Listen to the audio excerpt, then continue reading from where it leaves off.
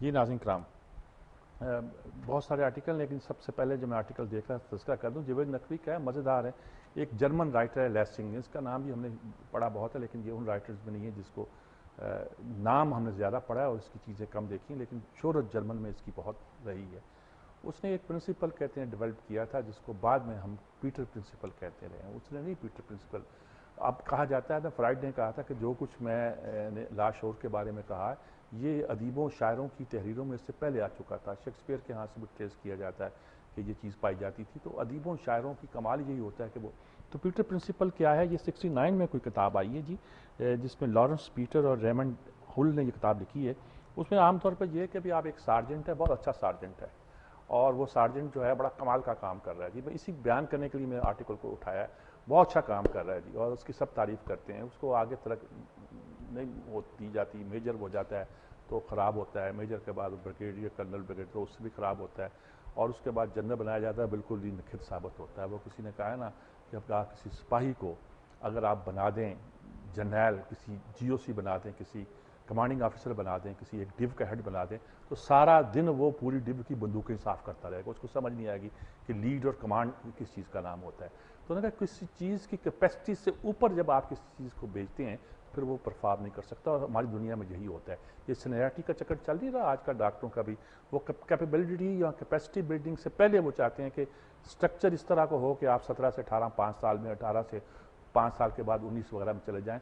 تو کہتے ہیں انہی لوگوں کو رول کرتے ہیں۔ منموہن سنگھ کہتے ہیں اچھا آدمی، تو کچھ اور باتیں بھی اس نے لکھی ہیں، وزیر خزانہ جب تھا دنیا میں یہ وغیرہ یہ وہ، لیکن وزیر اعظم بنا دیا آپ نے اس کو۔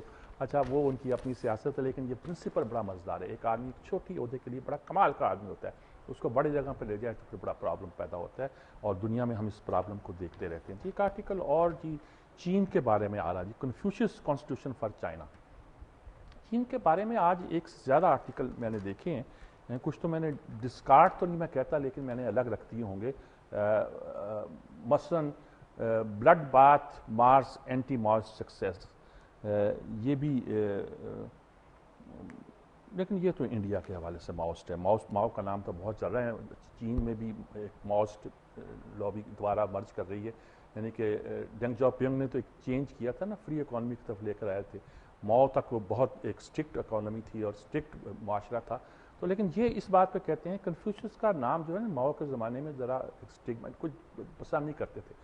کنفیوشس چین کے ان بڑے لوگوں میں تھے جن کا نظریہ جو اخلاقی نظریہ ایک طرح کا، پورے چین کا جو ایک فلسفہ تھا، ایک طرح کا غیر مذہبی مذہب تھا، جس سے کہتے ہیں نا غیر مذہبی روایت، کہ دنیا میں روایت جو ہے نا وہ بقول رینے گینو وغیرہ جو ہمارے ہاں بڑے نامور فرانسیسی مسلمان ہیں جو مسلمان ہو گئے، ان کے حوالے سے 3 بڑی روایتیں ہیں، ایک اسلام کی، ایک چین کی، اور ایک سب کانٹیننٹ کی انڈیا کی کہا جاتا ہے۔ تو چین ایک غیر مذہبی روایت کا ایک سمبل کے طور پر آتا تھا، کہ ایسا ایک روایتی معاشرہ تھا۔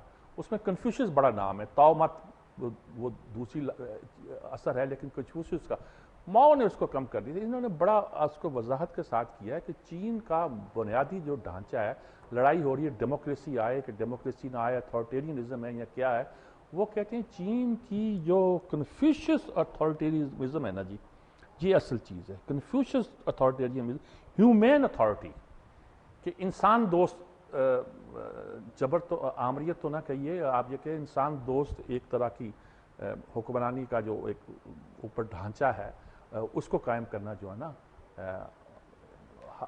حق کے حکمرانی کو قائم کرنا، وہ اتھارٹی جو ہے، آمریتی کہہ لیجیے، اتھارٹی جو ہے وہ ایک طرح کی انسان دوست ہو، ہمارا بریولڈ ڈکٹیٹر وغیرہ نہیں ہوتا، وہ چین کے معاشرے میں جو ہے نا وہ اس کے آئین کی بنیاد بنے گا اور وہی کرے گا۔ انہوں نے دوسری بات انہوں نے ایک بات لکھی کہ 2 چیزیں ہیں، ایک تو the will of the majority and not, یعنی کہ آپ جمہوریت جس کو ہم کہتے ہیں، انہوں نے کہا میجورٹی کی رائے تو جو ہے وہ لازمی نہیں ہے کہ وہ درست ہو، وہ ریشزم نسلیت پہ ہو سکتی ہے، وہ فاشسٹ ہو سکتی ہے، وہ کسی ایسی لائن پہ چل سکتے ہیں امپیریلزم کی، فاشزم اور ریشزم کے حق میں ہو سکتی ہے، it may not be always moral۔ اور دوسری بات یہ ہے کہ جب کبھی کلیش ہوتا ہے عارضی مفادات میں، جس سے آج کا تو پاپولزم کہنا شروع کر دیا لوگوں نے کہ لوگ کیا پسند کر رہے ہیں، اور بڑے نیشنل انٹرسٹ میں یا کائنات کے انٹرسٹ میں یا گلوب کے انٹرسٹ میں، تو عام طور پر ڈیموکریسی میں وہ لوگ آتے ہیں جو کہ मकामी इंटरेस्ट को ज़्यादा, अब वहाँ का इंडस्ट्रियलिस्ट चाहता नहीं है कि अमेरिका का कि वो जो प्रोडक्शन है कार्बन डाइऑक्साइड जो पैदा करते हैं उसको कंट्रोल करे, उसकी इंडस्ट्री फ़र्क पड़ता है, चाहे वो क्लाइमेट के बारे में जो इंटरनेशनल मसाइल है उनका साथ नहीं देता। आसान लफ्ज़ों में वो कहते हैं कि वोट लेने के लिए लोग वो करते हैं जो लोगों को पसंद आता है और उसके बड़े गलत नतीजे निकलते हैं, गलत इलेक्शन हो जाते हैं। वो इनका सिस्टम क्या है, ये 3 हाउसेज बाकायदा उन्होंने बनाए हैं जी। एक ही बुनियाद गालबन समझ लें कि मज़हब पर है, रिलीजन पर है, कन्फ्यूजम पर है, जिस पर कह लीजिए। दूसरी की ये है कि वो लोगों की एक कल्चर पर, मजाज पर, उस पर है। और तीसरी की ये है कि आबादी पर, वहाँ के लोग क्या चाहते हैं, इंसान क्या चाहते हैं, उन पर है। 3 हाउसेज बनाए हैं इसने। और कहाँ जहाँ 2 हाउस एक हो जाएं, मसलन अगर कन्फ्यूशियस वाला हाउस जो है ख़ास तौर पर वो तय कर ले कि हमारा निज़ाम है, तो उसको बाकी 2 हाउस जो है ओवर रूल कर सकते हैं। मतलब ये अगर पाकिस्तान के 2 ऐवान हैं तो 2 ऐवानों के बजाय तीसरा ऐवान बनना चाहिए। एक तो रिजेक्ट करे, हमारे फ़र्ज़ किया उलमा को, मजहबी लोगों को, उनको रिप्रेजेंट करे। दूसरा हमारे कल्चर, मजाज को, उसके भी सिलेक्शन का तरीका बताया। और तीसरा फिर लोगों का ये सेनेट जो असेंबली है उसको प्रेजेंट करे। तो एक अल्टरनेटिव स्ट्रक्चर जो डेमोक्रेसी से हटकर है, वो चीन वाले कैसे उसको देख रहे हैं और कैसे बना रहे हैं, दैट्स वेरी इंटरेस्टिंग।